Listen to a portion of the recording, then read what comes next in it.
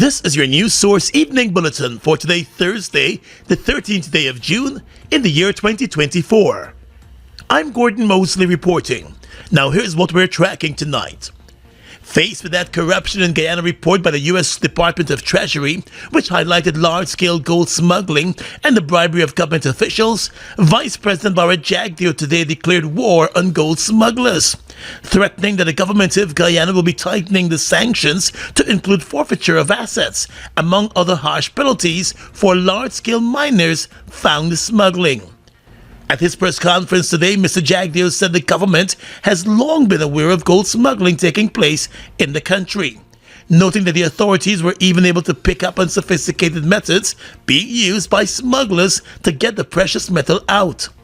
While he did not state why there were not sufficient efforts to tackle the problem, he said smugglers might have been emboldened due to the small penalties attached to criminal charges here in Guyana. So we may want to take what we do at customs now and introduce it here for the evasion of gold. So there is massive, not just you pay the foregone taxes, but you also have to pay for the additional, you have to pay a huge penalty,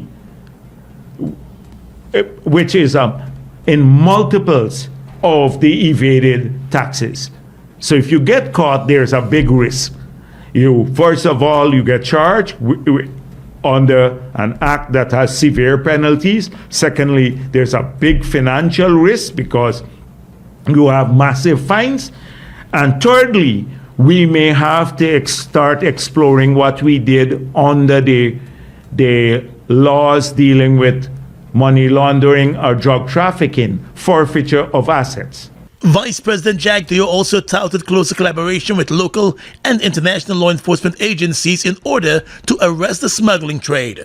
Clearly, we have to strengthen the system. We have to, how do we deter smuggled gold now? Because I'm talking a lot about the ones that exported legally. Smuggled gold now, they don't come through any system. They try to avoid the taxes, which is the royalty payment and the 5% final tax, the corporate tax. And it could be used for money laundering purposes. So we'd have to get help from the receiving countries, as I said before. But we also have to strengthen the system of penalties. Not against small people, but against these big exporters. Additionally, the Vice President said the government of Guyana will also have to increase the financial penalties for perpetrators. He said the act of gold smuggling has been ongoing for way too long, and the country has been losing billions of dollars in revenue annually. Mr. Jagdeo said despite all the government has been doing for the gold mining industry and the incentives given to miners, many miners are still finding it easy to rob the state of its royalties. But still no compliance, because the rewards of smuggling seem to be greater. The foregone tax revenue seems to be a big incentive. We have to take away that incentive now by putting a regime of penalties and sanctions if you get caught smuggling the large quantity of gold. Further, the Vice President said the government will also be zooming in on gold declared legally and shipped through the system. He said the government will have to work closely with other countries to ensure the quantity of gold declared and the quantity of gold received is the same. In its report, the U.S. Treasury Department stated that its investigations revealed that the Mohammed family, which is now facing sanctions, was able to move hundreds of pounds of gold out of Guyana illegally by bribing government officials and customs officials. The report also stated that the Mohammeds dodged the payment of more than $50 million in taxes to the Guyana government by its alleged actions. More news coming up in just a moment.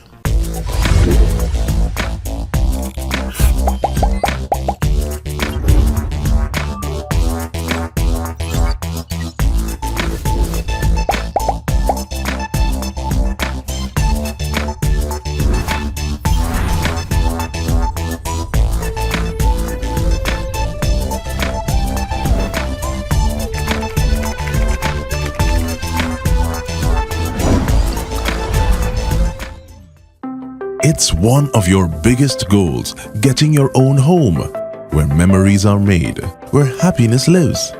You may feel that home ownership or renovation is beyond your reach, but we at Republic want you to know that there's always a way. Ask us about our suite of mortgages. Let's help make your housing wishes come true. Or advise on how the equity in your existing home can finance other dreams and goals. Call or go online to learn more. All the big bands, all the big names from all around the world. The return of the biggest chutney show, Clash of the Titans, June 22nd, the Guyana National Stadium, the ICC Cricket T20 World Cup weekend. This is Clash of the Titans.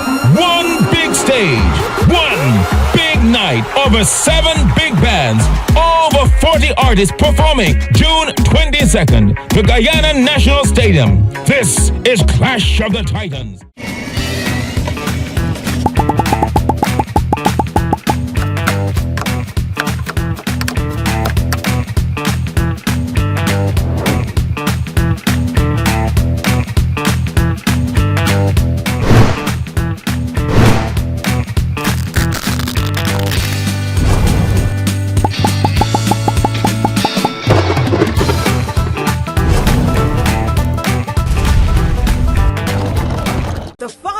Cultural extravaganza is here again. Yes, it's dedication to Daddy 5, a father's dream too. Featuring Marissa Morgan Bonney, Romel Edmondson, Keisha Sam, Delisha Wright, Simone Dowding, Jolyon Harry, Colin Ambrose, Mosa Telford, Frederick Minty, Antoine De Silva, Ryan Headley, Creative Arts Dance Troupe, and others. On Sunday, June 16 from 8 p.m. at the National Cultural Center. Tickets are $2,500. Directed by Sharon Cadogan Taylor.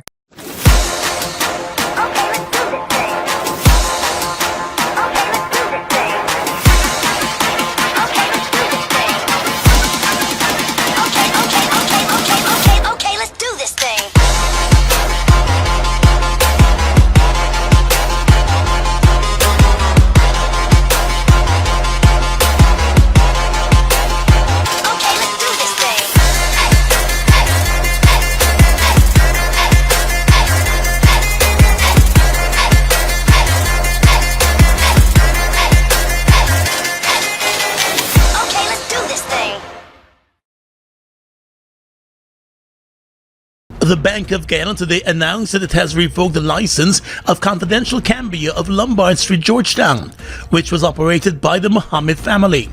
In a public notice, the central bank stated that with the revocation, the entity is no longer authorized to conduct the business of buying and selling foreign currency. The Cambio is located in the same building where Mohammed's enterprise is located. The Bank of Guyana's announcement came moments after Vice President Barrett Jagdeo made the same announcement at his press conference. Mohammed's enterprise, along with its owners and some of their companies, have all been sanctioned by the U.S. Department of Treasury for their alleged involvement in tax evasion and illegal gold trading.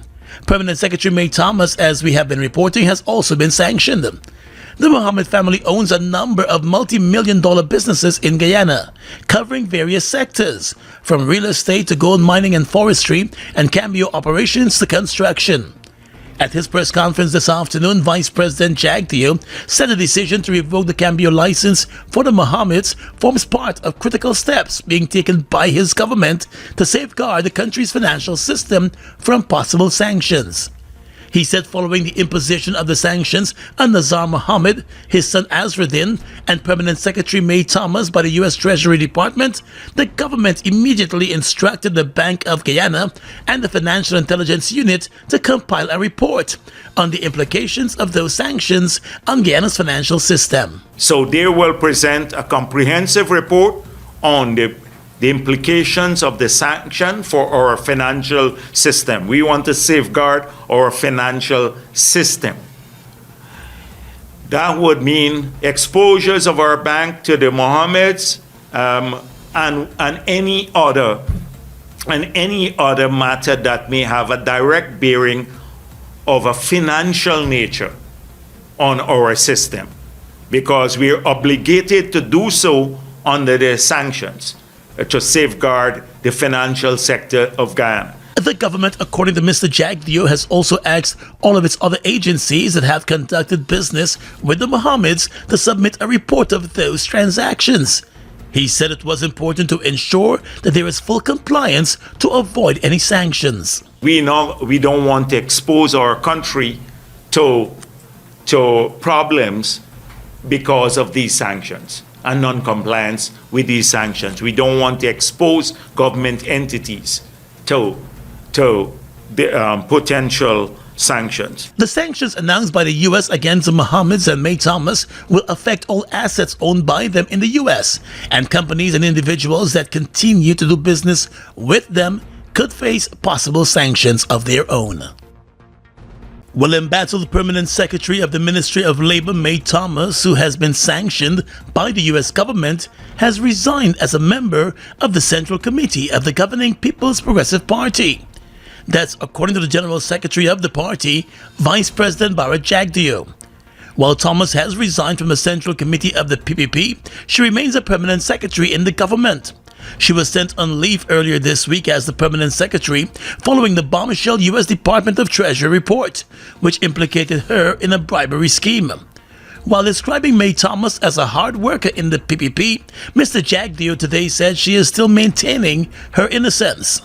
May Thomas was sent on leave. May has subsequently sent me a letter as General Secretary of the party to resign from the Central Committee of the party.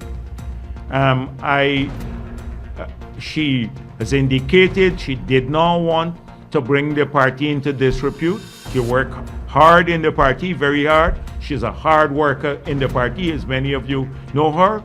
And she said, I'm available for I maintain my innocence and I'm available for any investigation. Any investigation. The U.S. government, through its Treasury Department, has accused Permanent Secretary May Thomas of being involved in bribery schemes with the Mohammed family and their business enterprises. Thomas, along with the Mohammeds and their businesses, have all been sanctioned for corruption by the U.S. Treasury Department.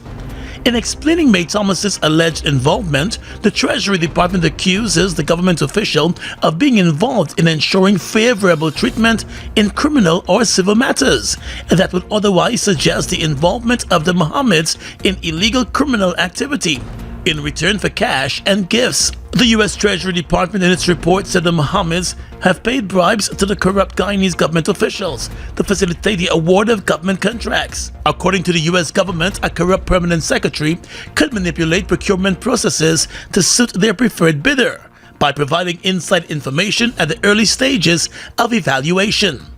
The U.S. Treasury Department said it found that while May Thomas served as permanent secretary to the Ministry of Home Affairs, she used that position to offer benefits to Mohammed's enterprise and Azruddin Mohammed, among others, in exchange for cash payments and high-value gifts. All the big bands, all the big names from all around the world. The return of the biggest chutney show, Clash of the Titans, June 22nd, the Guyana National Stadium, the ICC Cricket T20 World Cup weekend. This is Clash of the Titans. One big stage, one big night, over 7 big bands, over 40 artists performing June 22nd, the Guyana National Stadium. This is Clash of the Titans. I wonder what you know, man. Jesus. Wamlin then? Look like you got the whole of Guyana in your shoulder, boy. But right now me had speed him, boy. Guess who come last night and disturbed me for me sleep and telling me why she ain't got nowhere to stay and want to stay here? Who? Dulce. Dulce? The sick thing? Yeah. You mean the smooth red thing? Yeah, buddy. You mean Spanish? Yeah. Mucho español. Mamacita. Buddy, you can listen to me, buddy. Yes, Papi. The play of the year is here. Ronald Hollingsworth brings to you Till I Find a Place in Guyana, the Spanish Connection. June 22 and 23 at the National Cultural Center. Tickets $3,000 and $2,500. Directed by Sharon Cadogan Taylor and Ronald Hollingsworth. Till I Find a Place, the Spanish Connection. It's a Spanish coming inside Spanish. Mobil 1 is more than oil. It's many oils. It transforms at the molecular level. When cold, it's thicker than honey. When hot, it's thinner than water. Mobil 1 adapts and readapts to last longer. 16,000 kilometers between oil changes. That's your engine evolved. Sol Guyana is the authorized distributor of Mobil lubricants.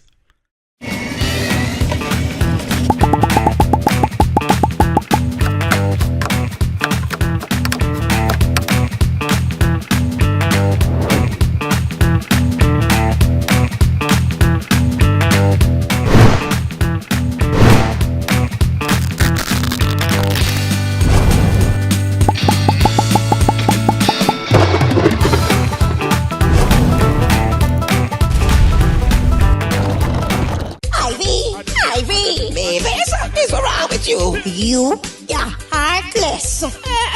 Wait, what? Last year I lent you my money, my weight plus babysit your grandchildren. That mean you got to throw it in my face? And you went to the band's birthday and had a grand time. That is the best party I ever went to as a big woman. I could just imagine how nice the party was. No, you almost give me heart attack telling me you bringing them children again. No. Me in missing the niceness. But how we going and enjoy the band's birthday? Well, the mother got for calling sick because I got to perform alongside 12 mamas. Don't forget to remember Saturday 22nd of June at the National Park. Get your early bird tickets for 2,000, VIP 6,000 at Just Your Size Boutique, White Castle Fish Shop, Fireside Suites, Team Extra Location, Stabrook Market, Stove Top, and AJ Box Office. Compliments of Fireside Grill and Chill and Extra Jail. Fans birthday, we present. Let's go dancing. Several communities across Georgetown, the East Coast and East Bank of the Marara, and the West Coast and West Bank of the Marara are set to face power outages for various lengths of time on Friday. In a statement today, GPL, the Guyana Power and Light Company, explained that the outages will be done to facilitate maintenance work on its transmission and distribution network in the Demerara-Berbice interconnected system. GPL has indicated that it has been facing a problem with vultures landing on its transmission lines and towers affecting its power supply, including the transmission lines connected to that power ship. The power company said the maintenance works include the installation of shields and deterrents on the L21 transmission line to address the proliferation of vultures on the transmission towers. The company also explained that the initiative aims to reduce the frequency of transmission line trips caused by vultures coming into contact with network components on the towers. Additionally, feeder maintenance will be carried out to ensure the distribution network is functioning efficiently. It was noted that the maintenance activities will necessitate de-energizing sections of the network, including the L21 transmission line, which connects GPL's Unverwacht and Canefield substations and the power ship at Everton in Berbice. In Georgetown, a number of communities from Albertown to Upper Breakdam and Hatfield Street, Queenstown, Newtown and its environs, and Lamahar Gardens will be affected by the power outages tomorrow.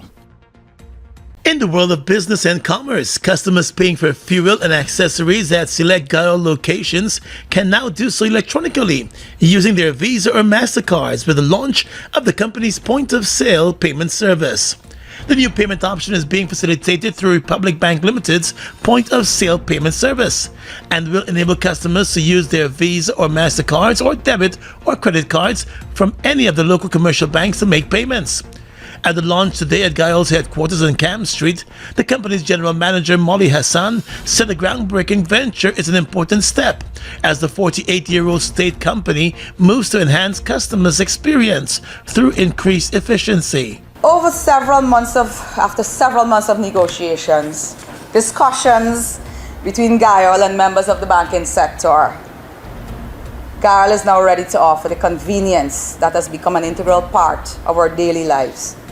The ability to pay for gasoline, diesel, ultra-low sulfur, kerosene, at our pumps using any Visa or MasterCard. RBL's marketing manager outlined earlier how fast and easy this will be. She said the adoption of the point-of-sale service represents a major step in modernizing the payment systems in the fuel industry and raising the bar on service standards. Republic Bank's Marketing and Communications Manager Janelle Dummett said the initiative supports Republic Bank's trust for digital solutions and increases its merchant locations across the country. Dummett also said the point-of-sale service will allow customers to utilize the services of Guyana with ease with their local and international Visa cards. By combining our expertise in banking with Guyana's extensive network of gas stations, we are revolutionizing the fuel experience for Guyanese customers. And this collaboration exemplifies our commitment to customer satisfaction by simplifying everyday transactions. Initially, the point-of-sale system will be available at Guyana's three main locations: Providence, Regent Street, and Sheriff Street. However, the company plans to expand the service to all of its locations across the country. Ivy, baby, something's wrong with you. You're heartless. Wait, what? Last year I lent you my money, my weight plus babysit your grandchildren. That mean you got to throw it in my face? And you went to the band's birthday and had a grand time. That is the best party I ever went to as a big woman. I could just imagine how nice the party was. No, you almost give me heart attack telling me you bringing them children again. No. Me in missing the niceness. What are we going and enjoy the band's birthday? Well, the mother gonna have to call in sick because I got to perform alongside 12 mamas. Don't forget to remember Saturday 22nd of June at the National Park. Get your early bird tickets for $2,000, VIP $6,000 at Just Your Size Boutique, White Castle Fish Shop, Fireside Suites, Team Extra Location, Stabrook Market, Stove Top, and AJ Box Office. Compliments of Fireside Grill and Chill and Extra Jail. Fans birthday, we present. Let's go dancing. Ooh, la, la, la. Look at the breathtaking beauty of the Essequibo. From its pristine rivers to its abundant resources, it's a treasure that belongs to Guyana, and we ask Venezuela to respect the rule of international law.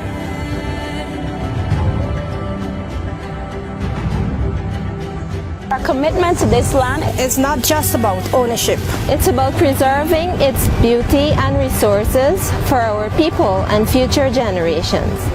The controversy between Guyana and Venezuela was settled internationally as full, perfect, and final in 1899. Essequibo belongs to Guyana.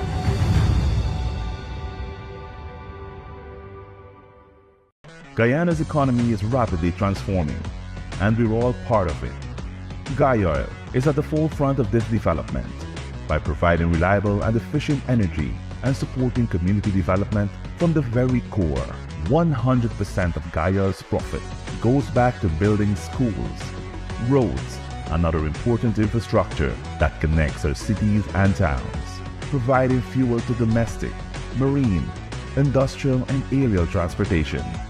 Guyana has now repositioned itself as a market leader in the petroleum industry, building a better future for all of us.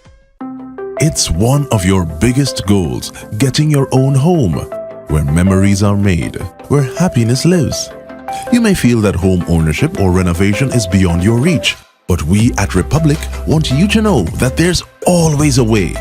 Ask us about our suite of mortgages. Let's help make your housing wishes come true.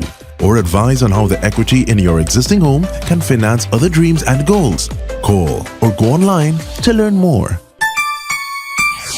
Bust the flavors. We're full of flavors. Bust the flavors, that my crave for. We're full of flavors. Tell your neighbors about the bust the flavors. Grab a bust the flavors. Yeah, thirst buster. Grab a buster. Bust the flavor, taste the savor. Bust the flavors. Bust the flavors. With your regional and international news tonight, I'm Svetlana Marshall in the region. Barbados Minister of Economic Affairs and Investment Chad Blackman says the Caribbean and Africa should start looking at trading among themselves in their respective currencies, adding that the United States and European currencies might be less dominant a decade from now. Blackman, speaking Wednesday at the Africa Export-Import Bank 31st annual meeting, said that his comments are potentially controversial, but noted that some countries are already trading in their own currencies. Blackman told a session titled Managing Macroeconomic Crises, Some Lessons from Africa and the Caribbean, that in addition to appreciating over time, trading in a currency lends credibility to those markets where the currencies are in use. He, however, noted that most Caribbean economies are tourism-based. Meanwhile, the panel also heard that no country has made it to advanced economy status without raising about 30% of the GDP in taxes, even as in Africa, tax contribution is about 15 or 16% of GDP. Blackman said the situation in the Caribbean is similar to Africa, adding that this goes back to the constraints in the policy space in trying to raise revenue. A Russian Navy ship and a nuclear-powered submarine churned into Havana harbor on Wednesday. A stopover the U.S. and Cuba said posed no threat, but which was widely seen as a Russian show of force as tensions rise over the Ukraine war. According to Reuters, curious onlookers, fishermen and police lined the seafront boulevard under grey skies to welcome the ships as they passed the 400-year-old Morro Castle at the harbor's entrance. Cuba, a longtime ally of Russia, saluted the ship's arrival with cannon fire from the harbor, while Russian diplomats waved small Russian flags and took selfies as the vessels passed through the harbor's historic fortresses. The 4 Russian vessels sailed to Cuba on Wednesday after conducting high-precision missile weapons training in the Atlantic Ocean, Russia's defense ministry said Wednesday. Cuba said last week that the visit was standard practice by naval vessels from countries friendly to Havana.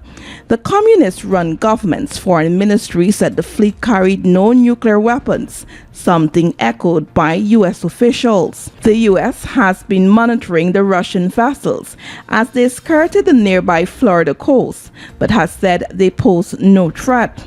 White House National Security Advisor Jake Sullivan told reporters on Wednesday such naval exercises were routine. Sullivan said there was no evidence of Russia transferring any missiles to Cuba, but the U.S. would remain vigilant. And finally tonight, international news. Ukraine's President Volodymyr Zelensky says he expects important decisions at the G7 summit of leaders from 7 of the world's richest nations to help his country fight invading Russian forces. According to him, a large part of the meeting will be devoted to Ukraine and its defense and economic resilience. The White House says the G7 has made good progress on a U.S. plan to use frozen Russian assets to raise $50 billion a year for Ukraine. Mr. Zelensky, who is attending the summit in Italy, is also expected to sign new security deals with Japan and the U.S. The G7 nations of Canada, France, Germany, Italy, Japan, the UK and US have been important financial and military supporters of Ukraine since Russia's full-scale invasion in 2022. And that's your News Source Evening Bulletin for tonight. I'm Svetlana Marshall reporting and encouraging you to stay safe.